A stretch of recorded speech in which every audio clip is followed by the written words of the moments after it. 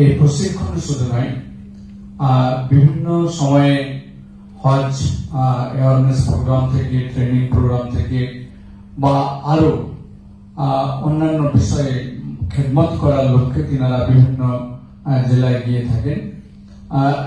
আমার পাশে যে ভাই রয়েছেন কুতুবউদ্দিন তরফদার, তিনি একজন বড় ব্যবসায়ী, কিন্তু তিনি আর মন চায় যে আমি মানুষের খেদমত করব, তো সেই কাজটা তিনি করছেন, আল্লাহ করিয়ে নিচ্ছেন। পাশাপাশি আছেন আমাদের ভাই শাহজাহান সাহেব, তিনিও কিন্তু একই রকম ভাবে মানুষের পাশে থাকার সেই কাজটাও করছেন। সেই সঙ্গে আছেন, আপনারা নাম শুনে থাকবেন, সোলওয়ানা মসজিদ, এবং আমাদের রাজ্যের মন্ত্রী ফরিয়াদ হাকিম সাহেবের খুব কাছের লোক আমাদের ইমাম হামিদ সাহেব আছেন, আমাদের নিজামুদ্দিন ভাই, ওনাকে সবাই আপনারা জানেন। সেই সঙ্গে জেলার উদ্যোগে আজকে এই প্রশাসক আমাদের ডোমা ম্যাডাম রয়েছেন, সেই সঙ্গে রয়েছেন আমাদের পশ্চিমবঙ্গ রাজ্য হজ কমিটির জেনারেল অফিসের সমস্ত মূল্যবান কাজগুলো করে থাকেন তিনারাও আছেন, এবং বিভিন্ন ব্লক থেকে আগত আমার ভাইজানরা, সকলকে আমি আমার শুভেচ্ছা অভিনন্দন জানাই। আমি গতকালকে হায়দ্রাবাদে ছিলাম এবং আমি আপনাদের সঙ্গে মিলিত হব বলেই আমি কিন্তু সেখান থেকে একদম ছুটি চলে আসা আর কি। তো সেটাও কিন্তু সব আল্লাহর নির্দেশে আর আমার মনের ইচ্ছা আর কি, নিয়াত থাকার জন্য। ঠিক তেমনটাই আমি কিছু বেশি বলতে চাইছি না, আমাদের প্রশিক্ষক সাহেব ভাই বলবেন আর কি। সবটাই হচ্ছে মহান করুণাময় আল্লাহ পাক রব্বুল আলামিনের নির্দেশ। আজকে হজে যাওয়া, এটা আল্লাহর ডাক না থাকলে কিন্তু হয় না। আমরা নিয়ত করব, আমরা চেষ্টা করব, আর আল্লাহর ডাক থাকলে আমরা ঠিক ওই জায়গায় পৌঁছতে পারব। আমি আমার ক্ষেত্রে দেখেছি, আমি দুবার যাওয়ার ইচ্ছা করেছিলাম, টাকাও জমা দিয়েছিলাম, কিন্তু কোনো না কোনো কারণে আমাকে পিছুতে হয়েছিল। কিন্তু আলহামদুলিল্লাহ দ্বিতীয়বার যখন পিছাতে হলো, আমার আম্মা আর কি অসুস্থ হয়ে পড়েছে। মার খুব ইচ্ছে ছিল কি আমার ছেলে যেন হজ যাবে, আমি অসুস্থ হয়ে যাব, কিন্তু সবটাই আল্লাহর ইচ্ছা। আমি মাকে কিছুই বলিনি, শুধু শেষ যে রিপোর্টিং টাইম, যেটা দুদিন আগে করার হজ কমিটিকে, সেদিন আমি মাকে বললাম যে মা আমি কি করব। তো মা শুধু আমাকে বললেন, তুমি যেটা ভালো বুঝো। আমি ওনাকে না, আমি তোমার পাশে থাকতে চাই, আমি তোমার সেবা করতে চাই। সেই দিন আমি বুঝেছিলাম যে নিশ্চয়ই আল্লাহ এটাই চেয়েছিলেন যে আমি যেন আমার মায়ের সেবা করতে পারি, আর এই সেবার মধ্যে দিয়ে আল্লাহ আমাকে হায়াতে রাখলে নিশ্চিত ভাবে আবারও যাব। তো যাই হোক, 2010 আমি ওমরায় গিয়েছিলাম, 2012-তে আলহামদুলিল্লাহ আমার হজ হয়েছিল। তো সবটাই কিন্তু মহান আল্লাহ পাক রব্বুল আলামিনের ইচ্ছে আর আমাদের নিয়ত। কাজে আপনারা নিয়ত করেছেন, আল্লাহ আপনাদের ডাক দিচ্ছেন, আপনাদের আল্লাহ হজ কবুল করুন। আমি এই দোয়া আল্লাহর কাছে রাখছি এবং রাখবো, এবং সুস্থ শরীরে সুস্থ ভাবে যে যেন প্রশিক্ষক সাহেব যেগুলো বলছিলেন, সেই সমস্ত জায়গায় গিয়ে আল্লাহর ইবাদত করা। কারণ এই জায়গাগুলোতে বারবার যাওয়া যায় না, এগুলো বছর জীবনে একবার বা একাধিকবারের মধ্যে কত আসতে জানি না, সেটা আল্লাহ ভালো জানেন। কিন্তু প্রথম আমি যাচ্ছি, সেটাকে ধরে নিয়ে আমার দিক থেকে যতটা সম্ভব আমি ইবাদতের কাজটা সম্পন্ন করব। অনেকে ভাবে কি হবে, কিন্তু কিছুই না, সব নিশ্চয়ই আল্লাহ ভালো করবেন। হজের যে সময়টা আমি আগেও শুনেছিলাম মার কাছ থেকে, যে মজদুর ভাই খোলা আকাশের নিচে রাত থাকার জন্য জ্বর হয়ে গেছে, আমারও হয়েছে 105 জ্বর। কিন্তু তারপরেও আমি দেখেছি যে মনের জোর এতটাই চলে আসে যে পাথর মারার পরে আমাকে মক্কা পৌঁছতে হবে সাই করার জন্য, তো আমি হেঁটে চলে এসেছি। তো এই যে মনের ইচ্ছা শক্তি, সেই শক্তি কিন্তু আল্লাহ করে দেন, কিন্তু আমার নিয়তটা থাকা চাই। তো সেই রকম মনের জোর রাখবেন। আমরা যখন আরাফাতে পৌঁছলাম, সেখানে ফজরের নামাজ পড়ার পরে আমাদের গ্রুপে যারা ছিলেন কেউ কেউ শুয়ে পড়লেন। আমি কিন্তু ফজরের নামাজের পর আমি আর শুনে, তো আমি দেখে একটু ঘুরে আর কি। তো আমার পাশে ছিল বাউন্ডারি ওয়াল। তো বাউন্ডারি ওয়ালে প্রায় 3-4 ফুট জায়গা খোলা ছিল। তো আমার খোলা জায়গাটা পার করে গিয়ে আমি দেখছি যে কয়েকশো কন্টেনার গাড়ি, সেখানে শুধু হাজি সাহেবদের জন্য শেখ সমস্ত শেখ ভাইরা আর কি তাদের সেবা করার জন্য সেখানে এসেছেন বিভিন্ন রকমের খাবার নিয়ে। তো আমি দেখে নিজে নিজে ভাবলাম, আল্লাহ সবটাই তোমার ইচ্ছে। কাউকে 2-4টে দুধের প্যাকেট দিলে তা নয়, পুরো ক্রেটটা নিয়ে যাও, পুরো ফলের প্যাকেট নিয়ে যাও, কার্টুন আছে নিয়ে যাও। এরকম ভাবে মানুষের খিদমত হয়ে থাকে, তো দেখে ভালো লাগলো। তো যাই হোক, আপনাদেরও ভালো লাগবে যিনারা গিয়েছেন প্রথমবার, তিনারা দেখে এসেছেন, যিনারা প্রথমবার যাবেন তিনাদের খুবই ভালো লাগবে, খুবই ভালো লাগবে। আমি তো আমার নিজের জীবনের অভিজ্ঞতার একটা কথা আপনাদের বলি। যখন প্রথম আমার চোখের সামনে আমি কাবা শরীফকে দেখলাম, কাবা ঘরকে হারাম শরীফের মধ্যে দিয়ে, তখন আমি নিজের মধ্যে খুব আল্লাহর কাছে আমি ক্ষমা চেয়েছি কি আল্লাহ গো, আমার ভুল হয়ে গেছে, আমি কেন আগে আসিনি।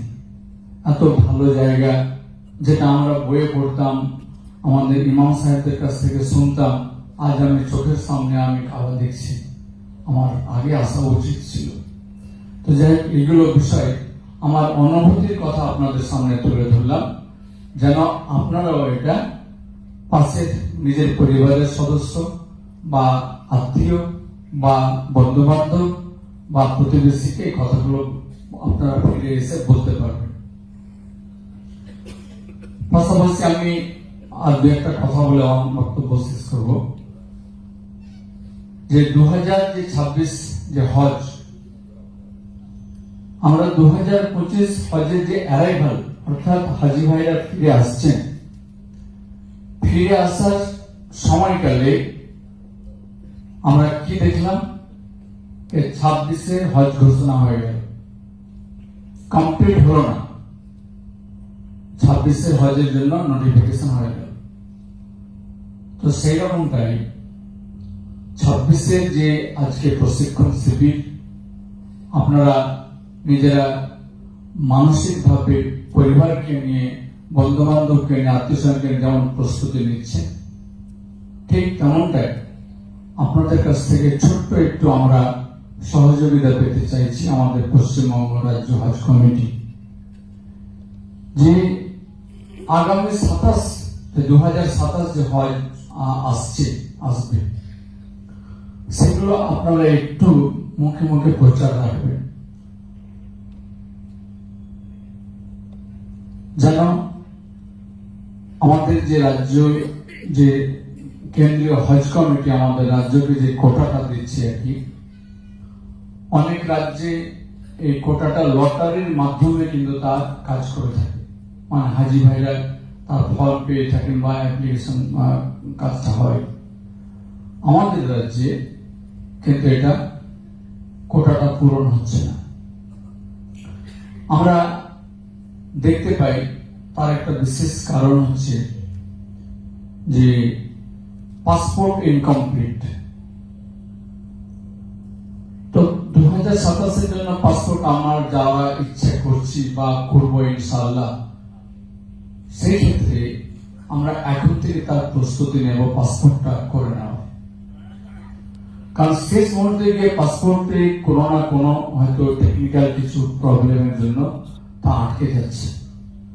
তো যেন সহজভাবে এই কাজটাকে সম্পন্ন করতে পারা যায়, তার জন্য এই পাসপোর্ট করার জন্য আমিও আপনাদের কাছ থেকে সহযোগিতা চাইছি। আপনারা একটু প্রচারে রাখবেন, যেহেতু বিভিন্ন জন বিভিন্ন অঞ্চল ব্লক থেকে এসেছেন, সেটা আপনারা বলতে পারবেন। আর পাশাপাশি যে সমস্ত ইমাম ভাইরা আছেন, যারা বিশেষ করে জালসা বা জুমার নামাজে আপনারা খুতবার মাধ্যমে বক্তব্য দিয়ে রাখেন, তিনাদের কাছে আমি অনুরোধ রাখছি যে আপনারাও এই বিষয়ে প্রচারটা রাখবেন। কারণ 27-এও এরকম ভাবে আমরা ধরে নিচ্ছি যে যেমনটা 26-এ আমাদের কাছে হঠাৎ আকস্মিক ডেটটা চলে আসলো, 27-ও কিন্তু এরকম ভাবে এরকম ডেটগুলো আসবে আর কি। তো যার জন্য পাসপোর্ট কারণে যেন আমরা হজ্জে যাওয়াটা যেন না আটকায়, তার প্রস্তুতিটা এখন থেকে নিতে পারি। পাশাপাশি দেখুন আরেকটা জিনিস যেটা হচ্ছে কি, যে হজ আমাদের জন্য ফরজ করেছে, আর হজ করতে গেলে কিন্তু আমাদের প্রথম কাজ হয় উমরা। কিন্তু আজকের দিনে আমরা দেখতে পাচ্ছি যে উমরার প্রতি খুব বেশি প্রথমে তাদের ইচ্ছাটা হচ্ছে যে কিনা আগে উমরা করে আসি, তারপরে হজ করব। কিন্তু আল্লাহ পাক রব্বুল আলামিন আমাদের জন্য কিন্তু হজকে ফরজ করেছে। আমরা জানি যে যখনই আপনারা হজের জন্য পবিত্র মক্কা শরীফে পৌঁছাবেন, তখনই কিন্তু আগে উমরা করতে হয়, তারপরে বাকি কাজগুলো।